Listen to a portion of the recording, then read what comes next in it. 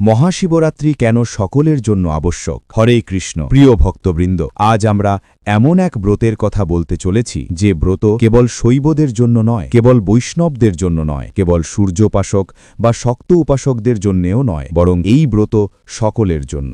আজ আমরা আলোচনা করব সেই মহাব্রত যে ব্রত পালন করেছেন দেবর্ষি নারদ, যে ব্রত পালন করেছেন নন্দ মহারাজ ও ব্রজবাসীগণ, যে ব্রত পালন করেছেন স্বয়ং দেবতাগণ, মহাশিবরাত্রি ব্রত অথবা ফাল্গুন কৃষ্ণপক্ষের শিব চতুর্দশী ব্রত।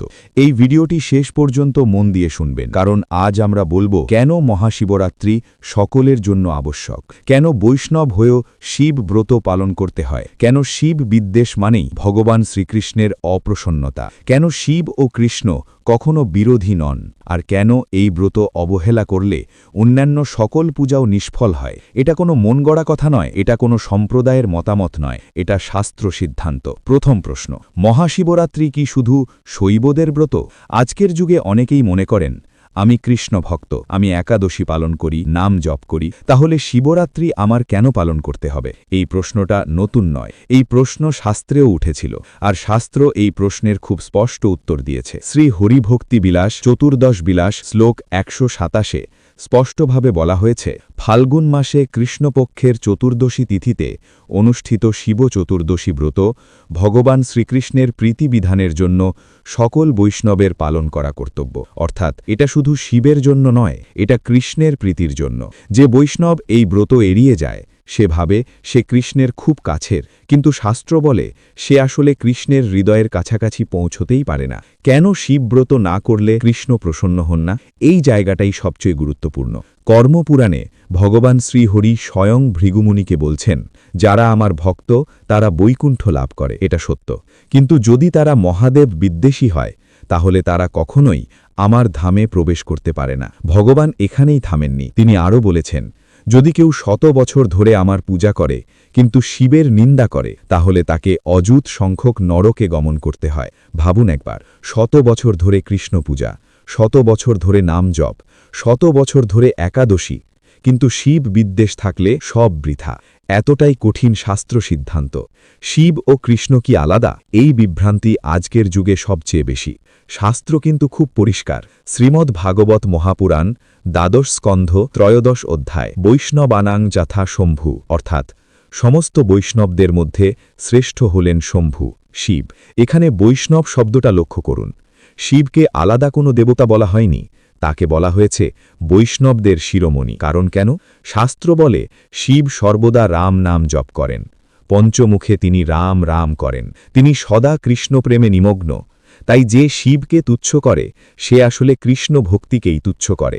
প্রকৃত বৈষ্ণব ও প্রকৃত শৈব কাকে বলে? এই অংশটা খুব সংবেদনশীল কিন্তু খুব দরকারি।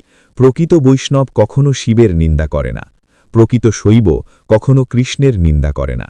যদি কেউ নিজেকে বৈষ্ণব বলে শিবের সমালোচনা করে সে বৈষ্ণব নয়। যদি কেউ নিজেকে শৈব বলে কৃষ্ণ ভক্তদের অপমান করে সে শৈব নয়। এরা দুজনেই শাস্ত্রচ্যুত, কারণ শাস্ত্র বলে পদ্মপুরাণ ব্রতখণ্ড, সূর্যোপাসক হোক, শৈব হোক, বৈষ্ণব হোক বা অন্য যে কোনো উপাসক, সকলেরই মহাশিবরাত্রি ব্রত পালন করা কর্তব্য। আর আরও বলা হয়েছে যে এই ব্রত ত্যাগ করে তার অন্য সব পূজাও ফলহীন হয়। তাহলে বৈষ্ণবরা কেন শিবরাত্রি পালন করেন? এই প্রশ্নের উত্তর খুব সুন্দর। স্কন্দপুরাণ বলছে, ফাল্গুন কৃষ্ণপক্ষের চতুর্দশী নিশীতে পৃথিবীর যত শিবলিঙ্গ আছে সেই সমস্ত লিঙ্গে স্বয়ং মহাদেব বিরাজ করেন। এই রাতে তিনি বিশেষ কৃপা দেন। আর স্কন্দপুরাণেই আরও বলা হয়েছে, বৈষ্ণব হয়েও যদি কেউ শিবরাত্রি ব্রত পালন করে তাহলে শিবের কৃপায় সে কৃষ্ণপ্রেম লাভ করে। এটাই আসল রহস্য। শিব দেন কৃষ্ণপ্রেম ভক্তি, তাই বৈষ্ণবেরা শিবের শরণ নেয়। ব্রজবাসীর উদাহরণ। অনেকে বলে, ভাগবতে কোথায় আছে বৈষ্ণবরা শিবরাত্রি করেছে? শ্রীমদ্ ভাগবত মহাপুরাণ এই আছে। নন্দ মহারাজের নেতৃত্বে ব্রজবাসী গোপগণ অম্বিকা বনে গিয়ে মহাশিবরাত্রি ব্রত পালন করেছিলেন। কেন? কৃষ্ণ প্রেম ভক্তি লাভের জন্য। এটাই প্রমাণ এটা কোনো পরের দেবতার পূজা নয়, এটা কৃষ্ণ প্রেমের পথ। এই বছর অর্থাৎ ২০২৬ এই ব্রত এত গুরুত্বপূর্ণ কেন? কারণ এই বছর চতুর্দশী তিথি ২ দিনে পড়ছে, ত্রয়োদশী বিদ্যার প্রশ্ন উঠছে। বৈষ্ণব ও শৈবদের জন্য দিন আলাদা হচ্ছে, আর এই জায়গাতেই অধিকাংশ মানুষ ভুল করে। কোন শাস্ত্রে কি বলা হয়েছে?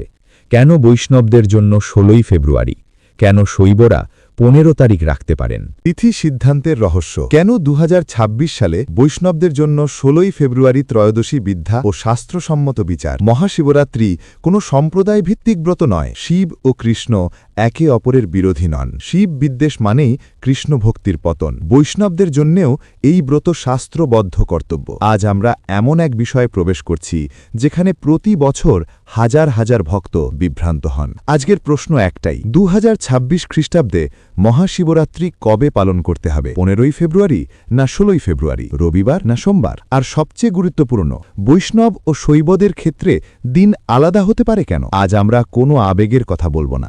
আজ আমরা কেবল শাস্ত্রের কথা বলবো। পঞ্জিকা নয়, শাস্ত্র সিদ্ধান্তই শেষ কথা। প্রথমে বুঝতে হবে তিথি মানে কি। অনেকেই ভাবে ক্যালেন্ডারে যে তারিখ লেখা সেটাই তিথি। এটা সম্পূর্ণ ভুল ধারণা। শাস্ত্র বলে তিথি সূর্যের ওপর নির্ভরশীল নয়, চন্দ্রের ওপর নির্ভরশীল। একটি তিথি শুরু হয় চন্দ্র ও সূর্যের নির্দিষ্ট কোণগত ব্যবধান হলে এবং শেষ হয় সেই ব্যবধান পূর্ণ হলে। তাই সূর্যোদয়ের আগে তিথি শুরু হতে পারে, সূর্যাস্তের পরে তিথি শেষ হতে পারে, এমনকি একদিনে 2 তিথিও পড়তে পারে। এই কারণেই শাস্ত্রে বিদ্যা তিথি, শুদ্ধ তিথি, ব্যাপিনী তিথি এইসব শব্দ ব্যবহার করা হয়েছে। ত্রয়োদশী বিদ্যা মানে কি? এই শব্দটাই পুরো বিতর্কের মূল। ত্রয়োদশী বিদ্যা চতুর্দশী মানে চতুর্দশী তিথির সঙ্গে যদি ত্রয়োদশী তিথির সংযোগ থাকে তাহলে সেই চতুর্দশী দূষিত বা বিদ্ধ বলে গণ্য হয়। এখন প্রশ্ন, সব উপাসকের ক্ষেত্রে কি বিদ্যা তিথি গ্রহণযোগ্য? উত্তর, না। এখানেই বৈষ্ণব ও শৈব সিদ্ধান্ত আলাদা হয়। হরিভক্তিবিলাস কি বলে? শ্রী হরিভক্তিবিলাস চতুর্দশী বিলাস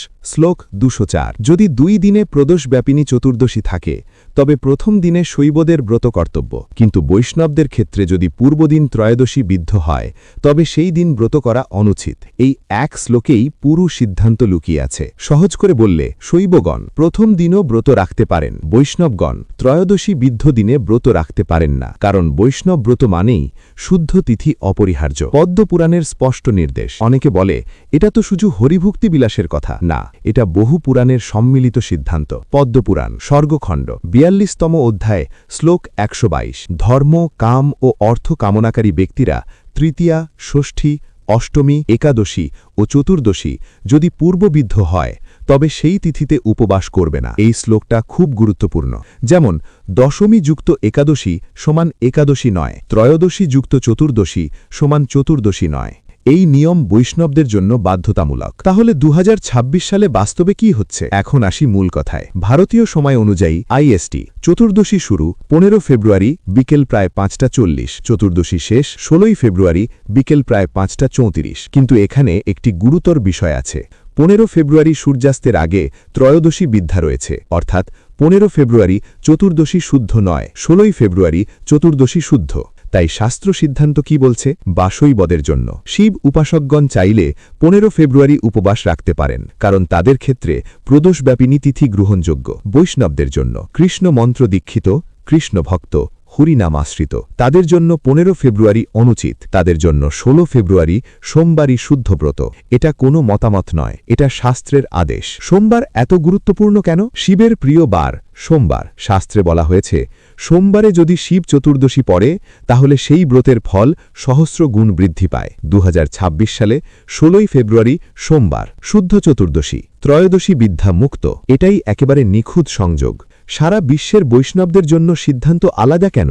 অনেকে প্রশ্ন করেন, আমেরিকায় একদিন, ভারতে আরেক দিন কেন? কারণ তিথি স্থান ভেদে আলাদা হয়। সূর্যোদয় ভেদে বিদ্যা অবিদ্যা বদলে যায়। উদাহরণ, আমেরিকা ও কানাডায় 15 ফেব্রুয়ারির আগে ত্রয়োদশী শেষ হয়ে যায়, তাই সেখানে 15 তারিখেই শুদ্ধ। ভারত, বাংলাদেশ, মধ্যপ্রাচ্যে 15 তারিখে ত্রয়োদশী বিদ্যা থাকে, তাই 16 তারিখ শুদ্ধ। এই কারণেই শাস্ত্র বলে দেশ, কাল, পাত্র বিচার করে ব্রত পালন করতে হবে। ভুল দিনে ব্রত করলে কি হয়? এটা খুব কঠিন কথা, কিন্তু শাস্ত্রের কথা। হরিভক্তি বিলাস বলছে বিদ্যা তিথিতে উপবাস করলে সেই ব্রত ফলহীন হয়, অর্থাৎ উপবাস করলেন, পূজা করলেন, জপ করলেন, কিন্তু ফল পেলেন না। তাই শাস্ত্র বলে শুদ্ধ তিথি ধর্ম। বৈষ্ণব কেন এত সতর্ক? কারণ বৈষ্ণবের লক্ষ্য ভোগ নয়, স্বর্গ নয়, সিদ্ধি নয়, কৃষ্ণ প্রেম ভক্তি। আর কৃষ্ণ প্রেম কেবল শুদ্ধ আচরণেই আসে। এই কারণেই বৈষ্ণবরা একাদশীতে কঠোর তিথি বিচার করে, শাস্ত্রের এক চুলও লঙ্ঘন করে না।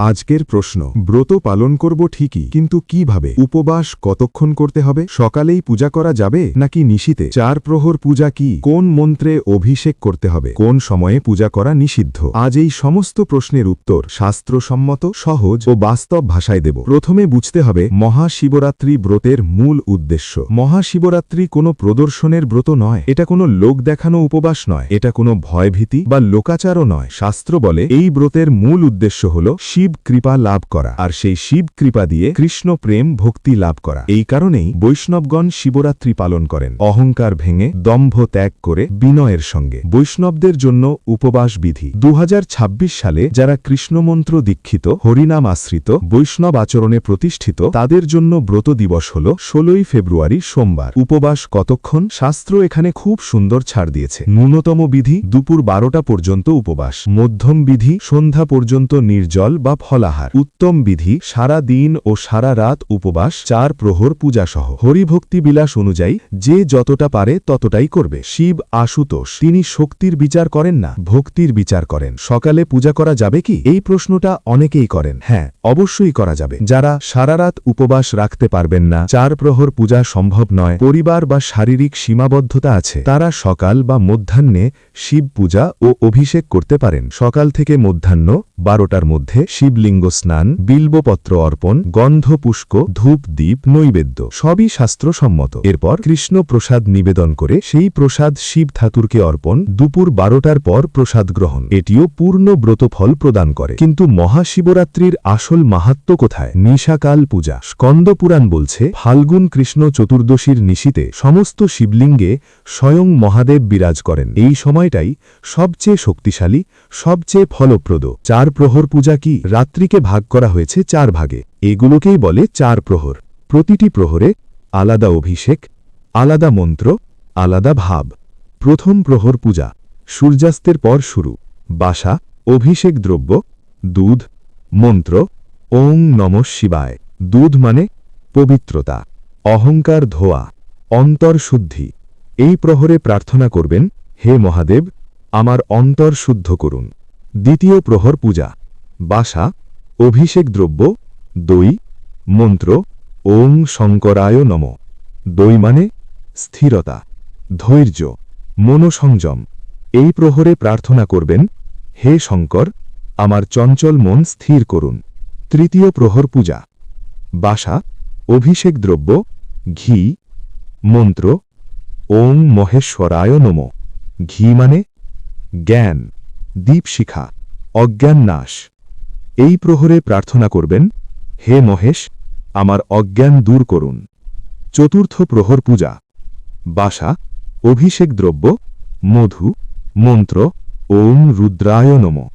মধু মানে মাধুর্য, প্রেম, ভক্তির নির্যাস। এই প্রহরে প্রার্থনা করবেন, হে রুদ্র, আমাকে কৃষ্ণ প্রেম ভক্তি দান করুন। অভিষেকের সময় যে ভুলগুলো করবেন না: ন, শঙ্খ দিয়ে অভিষেক করবেন না। শঙ্খ শিবের জন্য অর্ঘ্য উপযুক্ত, অভিষেক নয়। ন, প্লাস্টিক বোতল ব্যবহার করবেন না। সম্ভব হলে তামার পাত্র, পিতলের পাত্র, স্টিল বা মাটির পাত্র। ন, জোরে ঢেলে দেবেন না। অভিষেক মানে স্নান করানো, আঘাত নয়। মূল মন্ত্রাবলী: পঞ্চাক্ষর মন্ত্র ওম নমঃ শিবায়, পঞ্চব্রহ্ম মন্ত্র সংক্ষিপ্ত রূপে: ওম সদ্যজাতায় নম, ওম বামদেবায় নম, ওম অঘোরায় নম, ওম তৎপুরুষায় নম, ওম ঈশানায় নম। যারা বেশি মন্ত্র জানেন না, তারা শুধু ওম নমঃ শিবায় বললেও পূজা সম্পূর্ণ হয়। বৈষ্ণবদের বিশেষ প্রার্থনা: বৈষ্ণবরা শিবের কাছে যা চান, সংসার নয়, সিদ্ধি নয়, ঐশ্বর্য নয়, তাদের প্রার্থনা একটাই, হে গোপীশ্বর মহাদেব, বৃন্দাবনে যুগল রাধামাধবের চরণে যেন আমার প্রেম বৃদ্ধি পায়। এই প্রার্থনাই শিব সবচেয়ে তাড়াতাড়ি গ্রহণ করেন। কোন সময়ে পূজা করা নিষিদ্ধ? শাস্ত্র অনুযায়ী ন, ভোরে সূর্যোদয়ের পরে নিশাকাল পূজা নয়। ন, অশুদ্ধ অবস্থায় নিদ্রা বা অপবিত্রতায় পূজা নয়। 9 তামসিক ভোগ যেমন পেঁয়াজ, রসুন, মদ সম্পূর্ণ নিষিদ্ধ। মনে রাখবেন, ব্রত মানে সংযম, পূজা মানে শুদ্ধতা। তাহলে যারা 4 প্রহর করতে পারবেন না, তারা কি ব্রতহীন? একদম না। শাস্ত্র বলে, ভাবই মুখ্য। যিনি সকালে একবার শুদ্ধভাবে শিব নাম স্মরণ করে ভক্তিভরে জ্বর অর্পণ করলেন, তিনিও পূর্ণ ফল পান। শিব কৃষ্ণ তত্ত্ব, কলিযুগের মুক্তির পথ ও মহাশিবরাত্রির গভীর রহস্য। চোখ বন্ধ করুন, এক মুহূর্তের জন্য সমস্ত কোলাহল থামিয়ে দিন। এই মুহূর্তে আমরা দাঁড়িয়ে আছি সেই তত্ত্বের সামনে, যেখানে শিব আর কৃষ্ণ আলাদা নন, যেখানে ভক্তি আর বৈরাগ্য এক হয়ে যায়, যেখানে মহাশিবরাত্রি শুধুই একটি ব্রত নয়, এটা আত্মার জাগরণ। ওম শিব ও কৃষ্ণ দুটি নাম, এক তত্ত্ব। অনেকে প্রশ্ন করে, আমি কৃষ্ণ ভক্ত হব না শিব ভক্ত? শাস্ত্রের ভাষায় এর উত্তর খুব স্পষ্ট। ভাগবতে বলা হয়েছে, বৈষ্ণবানাং যথা শম্ভু, অর্থাৎ বৈষ্ণবদের মধ্যে শ্রেষ্ঠ হলেন শম্ভু, শিব। আর অন্যদিকে শিব নিজেই বলেন, নারায়ণী আমার প্রাণ, আমার আরাধ্য। অর্থ বুঝুন, শিব কৃষ্ণের সর্বশ্রেষ্ঠ ভক্ত, আর কৃষ্ণ শিবের হৃদয়ের অধীশ্বর। তাই শিবকে বাদ দিয়ে কৃষ্ণ নেই, কৃষ্ণকে বাদ দিয়ে শিব নেই। মহাশিবরাত্রি কেন এত বিশেষ? মহাশিবরাত্রি মানে শুধু উপবাস নয়, মহাশিবরাত্রি মানে শুধু জাগরণ নয়। এই রাত তামসিক শক্তি ক্ষীণ হয়, মন স্থির হতে চায়, অহংকার ভাঙার সুযোগ আসে। এই রাতেই শিব ধ্যানমগ্ন হন, বিষ পান করে জগৎকে রক্ষা করেন, ভক্তের জন্য সব কিছু ত্যাগ করেন। এই রাত আমাদের শেখায় নিজের ভিতরের বিষকে ভক্তির মাধ্যমে অমৃত বানাতে। কলিযুগে শিব কৃপা ও কৃষ্ণ নাম। কলিযুগে আমরা দুর্বল, ধ্যান সম্ভব নয়, যজ্ঞ সম্ভব নয়, কঠিন তপস্যাও সম্ভব নয়। তবুও শাস্ত্র আশ্বাস দেয়, শিব বলেন, যে আমার নাম নিয়ে নারায়ণের নাম জপ করে, আমি তার সমস্ত পথ পরিষ্কার করে দিই। এই কারণেই শিব ভক্ত হরিনাম করেন, কৃষ্ণ ভক্ত মহাদেবকে প্রণাম করেন। কলিযুগে মুক্তির পথ, নাম, ভক্তি, শিব কৃপা। যেখানে শিব কেন বৈরাগ্যের প্রতীক? শিব রাজা নন, তবুও মহারাজ। শিব গৃহস্থ নন, তবুও সংসারের গুরু। শিব ভোগী নন, তবুও পরমানন্দে পূর্ণ। কারণ তিনি শিখিয়েছেন, সব ছেড়ে পালিয়ে যাওয়া নয়, সব কিছুর মাঝেই আসক্তি ছাড়া থাকা। এটাই কৃষ্ণের গীতার ভাষা, নিষ্কাম কর্ম। দেখুন, আবার মিলন, শিবের বৈরাগ্য, কৃষ্ণের কর্মযোগ। মহাশিবরাত্রিতে ভক্ত কি করবে? শাস্ত্র খুব সহজ পথ দেখিয়েছে। বাসায় রাতে জেগে থাকুন, যতটা সম্ভব ওম নমঃ শিবায় জপ করুন, হরে কৃষ্ণ জপ করুন, কাউকে ক্ষমা করুন, কাউকে একটু ভালোবাসা দিন। এই এক রাত যদি অহংকার একটু কমে, হিংসা একটু কমে, ভক্তি একটু বাড়ে, তাহলেই শিব প্রসন্ন। শিবের সবচেয়ে প্রিয় জিনিস কি? অনেকে ভাবে বেলপাতা, দুধ, জল, কিন্তু শিবের সবচেয়ে প্রিয় জিনিস হল ভক্তের ভক্তি আর সরলতা। এক ফোঁটা চোখের জল, একটু অনুতাপ, একটা সৎ ইচ্ছা, এটাই শিবলিঙ্গে সবচেয়ে বড় অভিষেক। শিব কৃষ্ণ তত্ত্বের চূড়ান্ত সিদ্ধান্ত। আজ এই শেষ পর্বে এসে সিদ্ধান্ত একটাই, শিব মানে ভক্তির চূড়ান্ত রূপ, কৃষ্ণ মানে প্রেমের চূড়ান্ত রূপ। আর ভক্ত হল সেই সেতু, যে দুজনকেই হৃদয়ে ধরে। যে শিবকে ভালোবাসে সে কখনো কৃষ্ণ বিরোধী হতে পারে না, যে কৃষ্ণকে ভালোবাসে সে কখনো শিব অবমাননা করতে পারে না। বন্ধু, এই মহাশিবরাত্রিতে যদি হৃদয় থেকে মনে হয়, হে মহাদেব, আমাকে তুমি ভক্তি দাও, অহংকার নয়, তাহলেই জানবেন শিব আপনার পাশেই বসে আছেন। যদি এই বাণী আপনার হৃদয় ছুঁয়ে যায়, কমেন্টে লিখুন হর হর মহাদেব। আর যদি কৃষ্ণ প্রেম জেগে ওঠে, লিখুন হরে কৃষ্ণা। জয় শ্রী মহাকাল চ্যানেলটি সাবস্ক্রাইব করুন, কারণ এখানে শিব আছেন, এখানে কৃষ্ণ আছেন, আর আছে ভক্তির সত্য পথ। হর হর মহাদেব, হরে কৃষ্ণা।